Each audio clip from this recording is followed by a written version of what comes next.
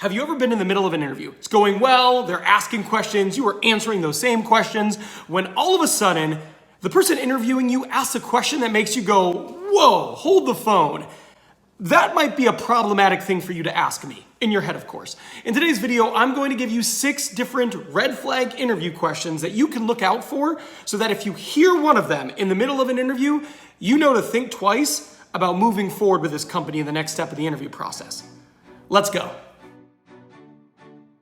Hi everybody, this is Ben White with Ben Talks Talent. I've got 11 years experience in recruiting, interviewing, and hiring, and I am passionate about using my experience to help you become the best candidate possible and land your next job. In today's video, we're gonna be talking about something incredibly important, red flag job interview questions. So these are questions where if you get them in the middle of an interview, you should probably be really concerned about the company and consider if moving forward is the best decision for you.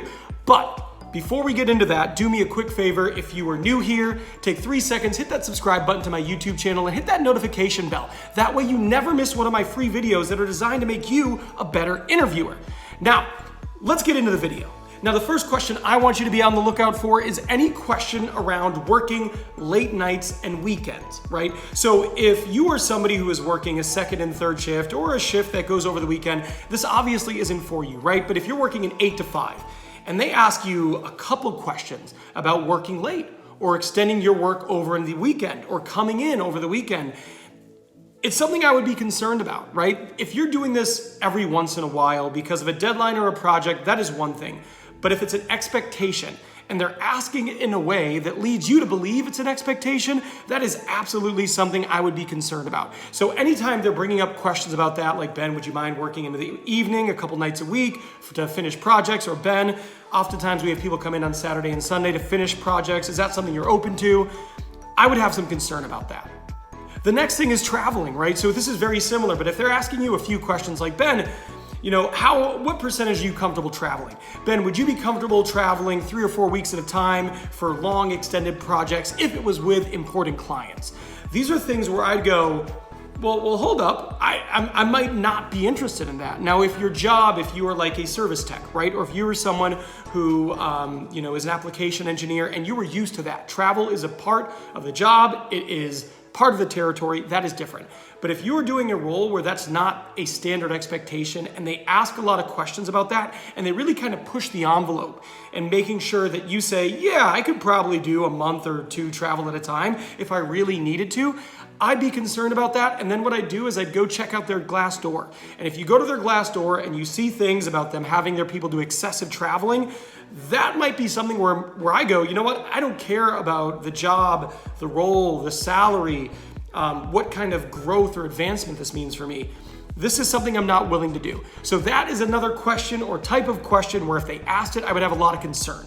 The next thing you need to be on the lookout for is anything illegal, right? If they're asking you anything that is like a boundary thing where it's illegal and they definitely shouldn't be asking, like age, marital status, religion, sexual orientation. If they are asking questions like this in the interview process, that's just not inappropriate, that's illegal. And if they're doing something illegal right out of the gate in an interview process, to me, that's just not the type of company I'd want to work for, and it probably bodes poorly for the future. Because if they're willing to do illegal things here on the front end with somebody who's not even invested or part of the company, it probably means they're willing to blur the lines of what's ethical and legal in other aspects of their business, and you just don't want that. Any questions around any of that, I'm out.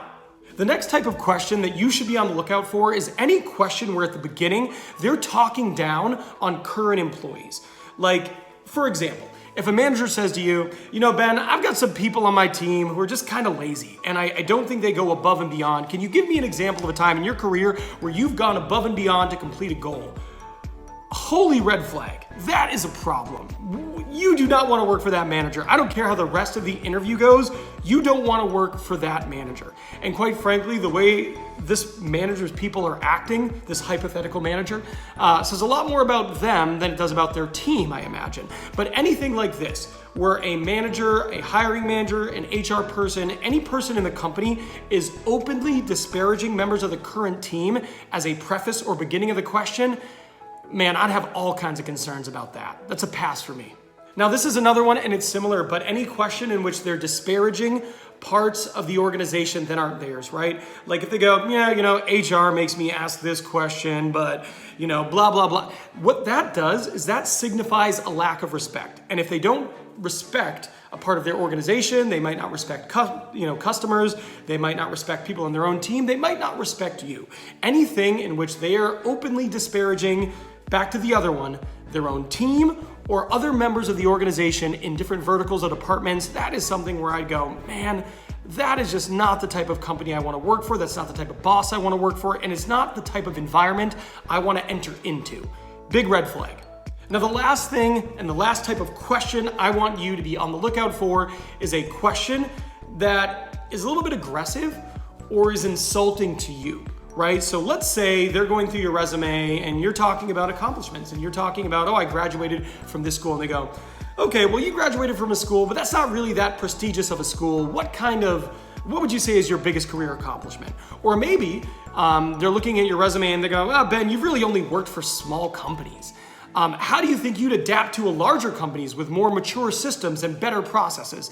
Anything like that, where it's like a little bit of a slight on you embedded into the question, that's just a big red flag. You don't want to work for that person. You don't want to work for that organization. You want to pass.